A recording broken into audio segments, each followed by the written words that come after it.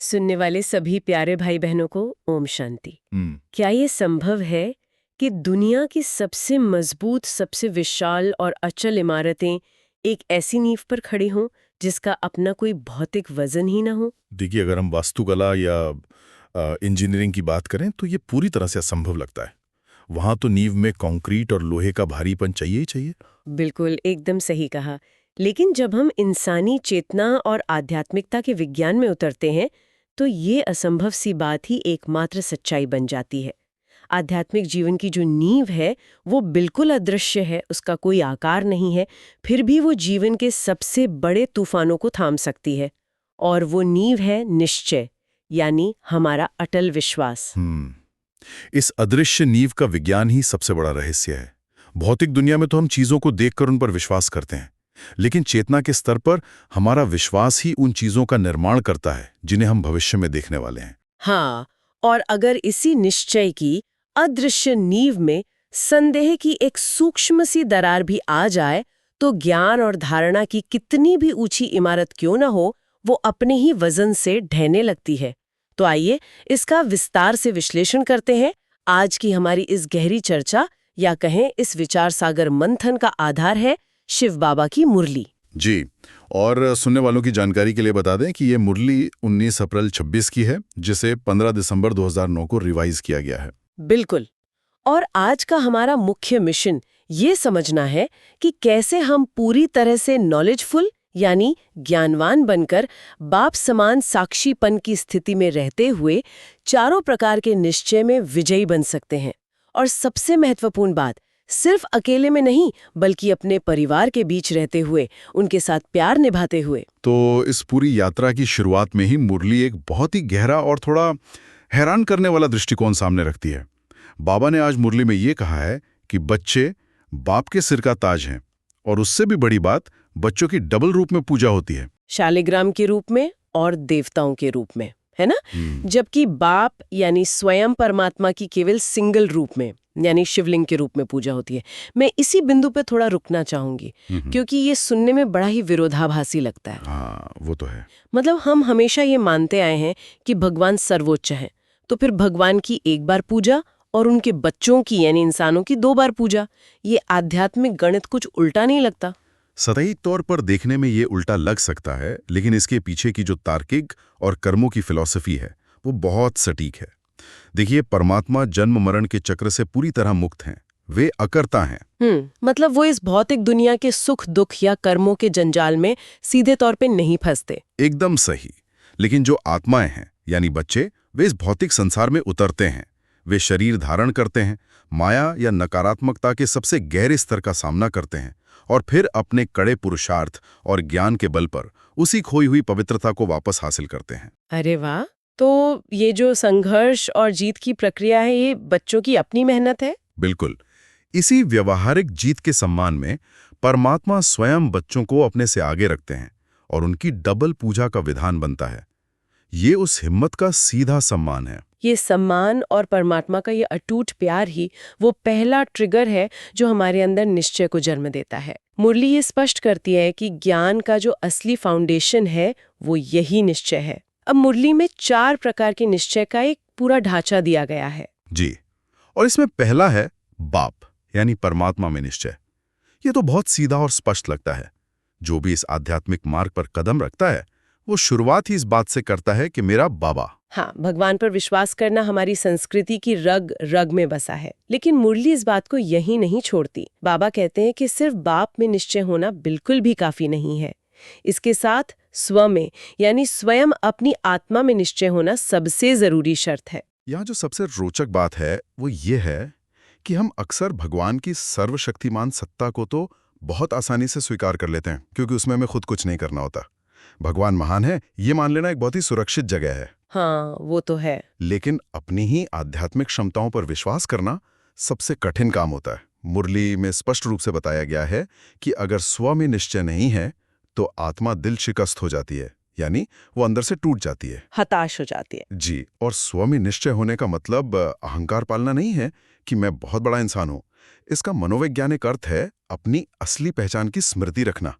ये याद रखना कि मैं स्वमानधारी हूं, मैं अपनी कर्मेंद्रियों पर राज करने वाला स्वराज्य अधिकारी हूँ। अगर मैं इसे एक साधारण से उदाहरण से जोड़कर देखूं, तो ये कुछ ऐसा है जैसे किसी विद्यार्थी का दाखिला दुनिया की सबसे बेहतरीन यूनिवर्सिटी में हो जाए। उसके पास दुनिया का सबसे महान प्रोफेसर हो। हाँ, बहुत बढ़िया उदाहरण है। और वो प्रोफेसर उस विद्यार्थी से बार बार कह रहा हो कि तुम्हारे अंदर इस पूरे देश को बदलने की क्षमता है, तुम टॉप कर सकते हो।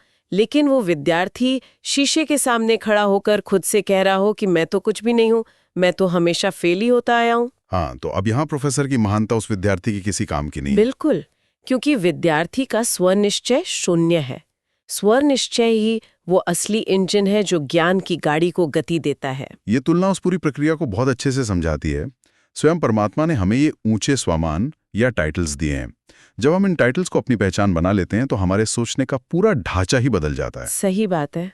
मुरली में एक सीधा सा आध्यात्मिक गणित है, जहां निश्चय है वहीं सफलता है। स्वयं में निश्चय का मतलब है कि हर कर्म में यह अडिग विश्वास होना कि मैं एक विजयी आत्मा हूं। और अगर हम ये सोचें कि भगवान तो महान है, लेकिन मैं तो एक बहुत कमजोर आत्मा हूं, तो हम असल में भगवान की दी हुई शक्तियों का ही तिरस्कार कर रहे होते हैं। अपने स्वमान की सीट पर सेट होना ही स्वयं में निश्चय का सच्चा अर्थ है। एकदम। अब चलिए मान लेते हैं कि किसी ने बाप और स्वयं पर निश्चय पक्का कर लिया। कमरे में अकेले बैठकर ध्यान करते हुए ये सोचना कि परमात्मा मेरे साथ है और मैं एक शक्तिशाली आत्मा हूं, बहुत सुखद लगता है। हाँ, व्यक्तिगत स्तर पर तो ये बहुत अच्छे से काम करता है। लेकिन असली चुनौती तो तब शुरू होती है जब हम इस कमरे का दरवाजा खोलकर बाहरी दुनिया में कदम रखते हैं। बिल्कुल। जब हमारा सामना असल जिंदगी की अनिश्चितताओं और अलग-अलग तरह के लोगों से होता है। और यहीं से मुरली हमें निश्चय के तीसरे और चौथे स्तर की ओर ले जाती है। ड्रामा में निश्चय और परिवार में निश्चय। हमारी व्यक्तिगत शांति की असली अग्नि परीक्षा तो ये बाहरी दुनिया ही है। मुरली में जिसे ड्रामा कहा गया है, उसका अर्थ है इस विश्व की जो पूर्व निर्धारित और कल्याणकारी गति है, उस पर गहरा विश्वास। कल्याणकारी गति। हाँ, ड्रामा में निश्चय का मतलब है कि जो कुछ भी इस समय घटित हो रहा है, उसमें कहीं ना कहीं छिपा हुआ कल्याण है। जब जीवन में अचानक समस्याएं आती हैं, तो ये ड्रामा का पक्का निश्चय ही वो लंगर है जो आत्मा की नाव को हलचल में नहीं आने देता। आत्मा अचल और अडोल रहती है। मुरली में इस हलचल से बचने के लिए एक बहुत ही शक्तिशाली विचार दिया गया है। बाबा ने कहा है कि ये नशा रहना चाहिए कि मैं ही कल्प पहले समाधान स्वरूप बनी थी और आगे भी बनूंगी। ये बहुत गहरी बात है। मैं इस विचार को एक मनोवैज्ञानिक टूल के रूप में देखती हूँ। जब कोई समस्या आती है तो हमारा दिमाग तुरंत क्यों और कैसे के लूप में फंस जाता है। मेरे साथ ही ऐसा क्यों हुआ? हाँ, और ये क्यों और कैसे का लूप ही सारी ऊर्जा सोख लेता है। बिल्कुल। लेकिन जब हम ये विचार लाते हैं कि समय के इस चक्र में मैंने पहले भी इस समस्या को पार किया था, तो हम पीड़ित या विक्टिम की मानसिकता से निकलकर सीधे समाधान की मानसिकता में आ जाते हैं। बात सच में बहुत दिलचस्प और शायद थोड़ी असहज भी हो जाती है, क्योंकि जो भी इस विचार सागर मंथन को सुन रहे होंगे, वो इस बात से रिलेट करेंगे कि ड्रामा को एक बार को स्वीकार करना फिर भी आसान है। हाँ, मौसम खराब हो गया, बिजनेस में घाटा हो गया, इसे हम ड्रामा मान सकते हैं। लेकिन जब बात आती है परिवार में निश्चय की, तो ये आध्यात्मिकता का सबसे कठिन टेस्ट बन जाता है। मुरली में बाबा ने कहा है कि विश्व में इतना बड़ा परिवार किसी का नहीं है। सही कहा। इस ईश्वरीय परिवार की तुलना माला से की गई है, जिसमें 1 नंबर से लेकर 108 नंबर तक के मणके हैं, जिसका सीधा सा अर्थ है कि सबके संस्कार और स्वभाव बिल्कुल अलग-अलग हैं। अब मेरा यहाँ एक सीधा और व्यवहारिक सवाल है और मैं थोड़ा पुश बैक करना चाहूंगी। ये कहना तो बहुत आसान है कि सब ड्रामा है, लेकिन जब आप एक ही परिवार में 24 घंटे साथ हो, हाँ, और किसी के बहुत ही मुश्किल संस्कार लगातार आपको ट्रिगर कर रहे हों, बार बार परेशान कर रहे हों, तो कोई शांत कैसे रह सकता है? क्या मुरली सिर्फ ये कहकर छोड़ देती है कि सहन करो, या इसका कोई ठोस समाधान भी देती है? ये सवाल उठना बहुत ही स्वाभाविक है। हम अक्सर ये मान बैठते हैं कि अगर हम आध्यात्मिक मार्ग पर हैं, तो हमारे आसपास के सभी लोग अचानक से परफेक्ट हो जाएंगे। मुरली इस भ्रम को तोड़ती है। तो फिर समाधान क्या है? बाबा कहते हैं कि इतने बड़े परिवार में चलने के लिए बड़ी दिल चाहिए। अब यहाँ जो समाधान मुरली में दिया गया है, उसे समझना बहुत जरूरी है। बाबा ने कहा है कि हर एक के प्रति शुभ भावना और शुभकामना होनी चाहिए। शुभ भावना। लेकिन इसके पीछे का विज्ञान क्या है? इसे अगर हम कार्य और कारण के सिद्धांत से देखें, तो मुरली समझाती है कि अगर हम दूसरों के खराब संस्कार देखकर चिड़चिड़े हो जाते हैं, क्रोधित होते हैं, तो वास्तव में क्या हुआ? उनके खराब संस्कार ने हमारे अच्छे संस्कारों को भी खराब कर दिया। अरे, ये तो एक बहुत बड़ा आहा मोमेंट है, अगर मैं इसे सही से समझ रही हूं तो। मतलब, अगर कोई व्यक्ति मेरे साथ गलत व्यवहार कर रहा है और मैं उसकी गलती पर क्रोधित हो रही हूं, तो मैं असल में उसकी गलती की सजा खुद को दे रही हूं। बिल्कुल। मैं अपने खुद के साफ पानी में कीचड़ मिला रही हूं। मेरा अपना आध्यात्मिक स्तर नीचे गिर रहा है। सटीक विश्लेषण है ये। हम अक्सर सोचते हैं कि हम गुस्सा करके सामने वाले को सुधार रहे हैं, लेकिन असल में हम अपना नुकसान कर रहे हैं। इसीलिए मुरली कहती है कि नॉलेजफुल बनो और साक्षीपन की स्थिति में रहो। साक्षीपन यानी एक दर्शक की तरह। हाँ, साक्षीपन का अर्थ ये नहीं है कि हम परिवार छोड़कर भाग जाएं या एकदम पत्थरदिल हो जाएं। इसका अर्थ है एक नाटक के दर्शक की तरह होना, जो नाटक देख तो रहा है, उसमें प्रेम से अपना किरदार भी निभा रहा है, लेकिन वो ये जानता है कि ये सिर्फ एक भूमिका है। वो दूसरे किरदारों की गलतियों को अपने भीतर नहीं उतरने देता। सही कहा। एक ही माला के दाने हैं तो साथ तो रहना है, पर आपस में टकराकर टूटना नहीं है। ये सच में नजरिया बदल देने वाली बात है कि परिवार के लोग या उनके मुश्किल संस्कार कोई रुकावट नहीं है, बल्कि वे एक तरह की कार्मिक पॉलिशिंग मशीन है जो हमारे अंदर छिपे हुए क्रोध या असहनशीलता को बाहर निकालकर हमें साफ करने का मौका दे रहे हैं। बहुत ही सुंदर विचार है। अब जब हम इन चारों बातों, बाप, स्व, ड्रामा और परिवार में अपना निश्चय पक्का कर लेते हैं, तब जाकर हमारी आत्मा एक अलग ही स्तर पर पहुंचती है और यहाँ से मुरली का प्रवाह भविष्य की बड़ी चुनौतियों की तरफ मुड़ता है, जिसे समय की पुकार कहा गया है। जी। बाबा कहते हैं कि विश्व के परिवर्तन या विनाश की पूरी तैयारियां हो रही हैं, लेकिन अभी ये रुका हुआ है। और इसके रुकने का कारण क्या है? कारण कोई बाहरी शक्ति नहीं है, बल्कि हम खुद हैं। ब्राह्मण परिवार के ही कई बच्चे छोटी छोटी बातों में माया के साथी बन जाते हैं। इस बात की गहराई को महसूस करना बहुत जरूरी है। मुरली बताती है कि प्रकृति और माया दोनों पूरी तरह तैयार हैं और बस ऑर्डर का इंतजार कर रही हैं। ये पूरी दुनिया जिसे हम देख रहे हैं, वो अपनी तमो प्रधान अवस्था में पहुंच चुकी है। तमो प्रधान यानी ऊर्जा का सबसे निचला स्तर। हाँ, सबसे थका हुआ और अशुद्ध स्तर। प्रकृति इस पुराने और थके हुए संसार के बोझ से अब मुक्त होना चाहती है, लेकिन वो रुकी हुई है, क्योंकि जो आत्माएं इस नई दुनिया का आधार बनने वाली हैं, वे अभी पूरी तरह से एवर रेडी यानी हमेशा तैयार नहीं हैं। और ये तैयारी क्यों रुकी है? उन्हीं छोटी छोटी बातों की वजह से जिनकी हमने अभी चर्चा की। जब हम परिवार के संस्कारों के टकराव में उलझते हैं कि उसने ऐसा क्यों कहा, मुझे ये नहीं मिला, इन उलझनों में फंसकर हम अनजाने में माया या उस नकारात्मकता को अपना साथी बना लेते हैं। बिल्कुल। इसी लीकेज को रोकने के लिए, हमारी ऊर्जा को बचाने के लिए बाबा ने समय और संकल्पों को सफल करने की एक बहुत ही विशिष्ट ड्रिल दी है। बाबा ने कहा है कि दिन और रात के 24 घंटों में 12 बार फरिश्ता रूप और 12 बार निराकारी स्वरूप में स्थित होने का अभ्यास करना है। ये एक बहुत ही शक्तिशाली आध्यात्मिक अभ्यास है। अब यहाँ मुझे थोड़ा सोचना पड़ रहा है। आज के इस भागदौड़ भरी जिंदगी में, जहाँ काम है, परिवार है, लोगों के पास सांस लेने की फुर्सत नहीं है। क्या दिन में 24 बार ऐसे बैठकर ध्यान लगाना या ड्रिल करना व्यावहारिक रूप से संभव है? ये कैसे काम करता है? अगर हम इसे पारंपरिक ध्यान के नजरिए से देखें, जहां आंख बंद करके घंटों बैठना होता है, तो ये बिल्कुल असंभव लगेगा। हाँ, वही तो। लेकिन बाबा का अर्थ वो नहीं है। बाबा ये नहीं कह रहे कि आप अपना काम छोड़ दें या रात की नींद खराब करके बैठ जाएं। असल में ये 24 बार की ड्रिल एक तरह का कॉग्निटिव रीसेट है। कॉग्निटिव रीसेट मतलब जैसे कंप्यूटर हैंग होने पर हम उसकी रैम क्लियर करते हैं या टैब्स क्लोज करके रिफ्रेश करते हैं। बिल्कुल वही प्रक्रिया है। जब हम लगातार दुनियादारी के काम करते हैं या रिश्तों में उलझते हैं, तो हमारा अहंकार और हमारी शारीरिक पहचान बहुत हावी हो जाती है। हम देहाभिमान आ जाता है। फरिश्ता रूप का मतलब है इस देह और देह के बंधनों से पूरी तरह मुक्त, हल्का, प्रकाशमयी स्वरूप।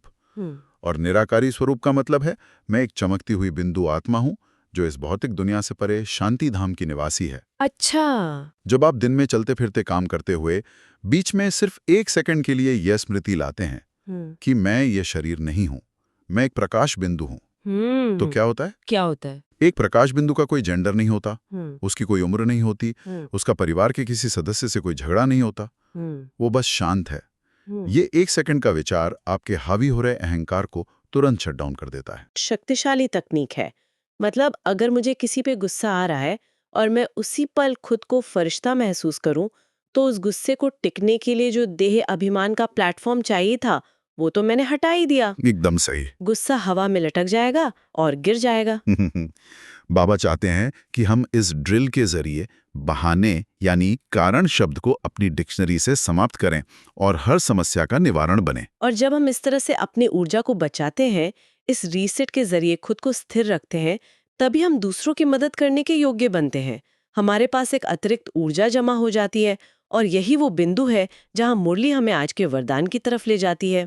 तो आज का वरदान है, विधाता के साथ साथ वरदाता बन, सर्व आत्माओं में बल भरने वाले रहमदिल भाव। ये शब्द वरदाता अपने आप में बहुत भारी है। हम अक्सर लोगों को ज्ञान तो दे देते हैं, ये बता देते हैं कि तुम गलत कर रहे हो, तुम्हें क्रोध नहीं करना चाहिए। जी। ये तो हो गया विधाता बनना, यानी नियम बता देना।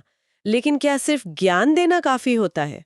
यहीं पे इंसानी मनोविज्ञान की सबसे बड़ी कमजोरी सामने आती है। कई बार सामने वाली आत्मा के अंदर बदलाव लाने की चाहत तो होती है, वो जानती है कि वो गलत है, लेकिन उसके पास उस आदत को तोड़ने की आंतरिक हिम्मत या विल पावर नहीं होती। हाँ, इच्छा शक्ति की कमी होती है। जब हम उन्हें सिर्फ ज्ञान देते हैं तो वे और ज्यादा हीन भावना में चले जाते हैं। ये तो हम रोज देखते हैं। लोग जानते हैं कि जंक फूड नहीं खाना है या गुस्सा नहीं करना है, पर फिर भी करते हैं क्योंकि ताकत नहीं है। और इसीलिए वरदाता और रहमदिल बनने की भूमिका शुरू होती है। जब आप देखते हैं कि कोई आत्मा कमजोर है तो उसे सिर्फ ज्ञान की डोज मत दीजिए, बल्कि अपनी शुभ भावना, अपनी साइलेंस की शक्ति और अपने शुद्ध संकल्पों से उसे एक एक्स्ट्रा आंतरिक बल दीजिए। जज करने के बजाय उसे दुआएं दीजिए। बिल्कुल, ये जो ऊर्जा का ट्रांसफर है, यही उसे उसकी कमजोरी से बाहर निकालता है। ये करुणा का एकदम उच्चतम स्तर है और ये ऊर्जा हमारे अंदर तभी आएगी जब हम मुरली के आज के स्लोगन को अपने जीवन में उतारेंगे। आज का स्लोगन है, अपने सत्य स्वरूप की स्मृति हो तो सत्यता की शक्ति आ जाएगी। बहुत ही शक्तिशाली स्लोगन है। जब मैं खुद को एक सत्य, पवित्र और शक्तिशाली आत्मा के रूप में याद रखूंगी, मेरी खुद की बैटरी फुल होगी, तभी तो मैं दूसरों को वरदान या शक्ति दे पाऊंगी। और इस सत्यता की शक्ति का व्यावहारिक प्रमाण क्या होगा? इसे बाबा ने आज के अव्यक्त इशारों में बहुत ही सुंदरता से पिरोया है। अव्यक्त इशारे? हाँ, जब कोई आत्मा इस सत्य स्वरूप में टिकती है तो उसके चेहरे और व्यवहार से क्या झलकता है? महान बनने के लिए सिर्फ बड़ा ज्ञान होना काफी नहीं है, बल्कि मधुरता और नम्रता धारण करनी है। बिल्कुल। बाबा कहते हैं कि वो बच्चों के मस्तक में संपूर्ण पवित्रता की चमकती हुई मणि, नयनों में रूहानियत, बोल में मधुरता और कर्म में संतुष्टता देखना चाहते हैं। मस्तक में पवित्रता, नैनों में रूहानियत, बोल में मधुरता और कर्म में संतुष्टता। ये कोई किताबी बात नहीं है, ये एक चलते फिरते फरिश्ते की स्पष्ट तस्वीर है। सही कहा। अगर कोई व्यक्ति इस स्थिति को पा ले तो उसके आसपास का पूरा वातावरण अपने आप शांत हो जाएगा। और इसी शांति को पूरे विश्व में फैलाने के लिए मुरली के अंत में एक बहुत ही महत्वपूर्ण विशेष सूचना दी गई है। जी, ये मास का तीसरा रविवार है। हाँ, बाबा ने सभी भाई बहनों को शाम 6:30 से 7:30 बजे तक संगठित रूप से योग अभ्यास करने का निर्देश दिया है। इसका मुख्य उद्देश्य पूरे ग्लोब को साकाश देना है, यानी अपनी तपस्या से शांति और शक्ति के प्रकंपन पूरे संसार में फैलाना है। इस संगठित योग के पीछे का विज्ञान बहुत गहरा है। आज हम दुनिया की जो हालत देख रहे हैं, चारों ओर युद्ध, चिंता, भय और गहरे दुख का वातावरण है। सामूहिक चेतना बहुत डरी हुई है। ऐसे में जब हजारों लाखों आत्माएं एक ही समय पर एक ही संकल्प के साथ अपने रहमदिल मास्टर, दाता स्वरूप में बैठती हैं, तो उनके शुद्ध संकल्पों की ऊर्जा मिलकर एक विशाल आध्यात्मिक लेजर बीम का रूप ले लेती है। लेजर बीम की तरह? वाओ! ये साकाश प्रकृति की उथल-पुथल को शांत करता है और डरी हुई मानवता के मन पर एक ठंडे मलहम की तरह काम करता है। ये हमारा विश्व के प्रति सबसे बड़ा कर्तव्य है। ये सच में एक बहुत बड़ी जिम्मेदारी है और इसे निभाने का साधन हमें आज की मुरली ने दिया है।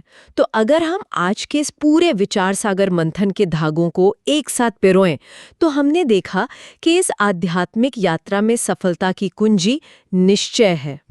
भगवान पर विश्वास के साथ साथ खुद की क्षमताओं पर अटल विश्वास, ये समझना कि दुनिया का ड्रामा कल्याणकारी है और सबसे बड़ी बात, परिवार के अलग अलग संस्कारों के बीच साक्षी होकर बिना अपना मानसिक संतुलन खोए प्यार से रहना। बिल्कुल। हमने ये भी समझा कि कैसे दिन में 24 बार फरिश्ता और बिंदु रूप की ड्रिल हमें माया से बचाकर एवर रेडी बनाती है, और अंततः कैसे हमें अपनी अतिरिक्त ऊर्जा का इस्तेमाल दूसरों को जज करने के बजाय वरदाता बनकर उन्हें बल देने और पूरे विश्व को साकाश देने में करना है।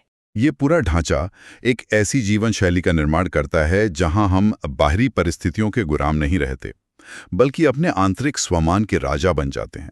बिल्कुल। अब आज की इस गहरी चर्चा को समाप्त करने से पहले आइए हम सब मिलकर एक ऐसे विचार पर चिंतन करें जो आज की इस मुरली के सार से ही निकलता है। बताइए। मुरली में बाबा ने हमें भिन्न भिन्न संस्कारों वाले इस विशाल परिवार में साक्षी होकर प्यार निभाने की कला सिखाई है। तो क्या ये संभव है कि इस विशाल आध्यात्मिक ड्रामा में जिन चीजों को हम अक्सर दूसरों की कमियां, उनके दोष या उनके खराब संस्कार मानकर उनसे परेशान होते हैं, हाँ, वो असल में कोई कमियां हैं ही नहीं? क्या ऐसा हो सकता है कि वे खराब संस्कार केवल ऐसे दर्पण हैं जो सिर्फ इसलिए हमारे सामने लाए गए हैं ताकि वे हमें ये दिखा सकें कि हमारी अपनी क्षमा करने की और बिना शर्त प्यार करने की क्षमता को अभी और कितना विशाल होना बाकी है? ये सब बहुत ही गहरा विचार है। जब हम दूसरों की कमजोरियों को इस नजरिए से देखेंगे तो शायद शिकायत की जगह सिर्फ करुणा ही बचेगी। ये सच में एक ऐसा सवाल है जो हमारे सोचने के पूरे धरातल को पलट देता है। ये हमें आत्मनिरीक्षण के एक बिल्कुल नए स्तर पर ले जाता है। इसी गहरे, शांतिपूर्ण और परिवर्तनकारी विचार के साथ हम आज के इस विचार सागर मंथन को यहीं विराम देते हैं। इस पूरी चर्चा में हमारे साथ बने रहने के लिए धन्यवाद। ओम शांति। ओम शांति।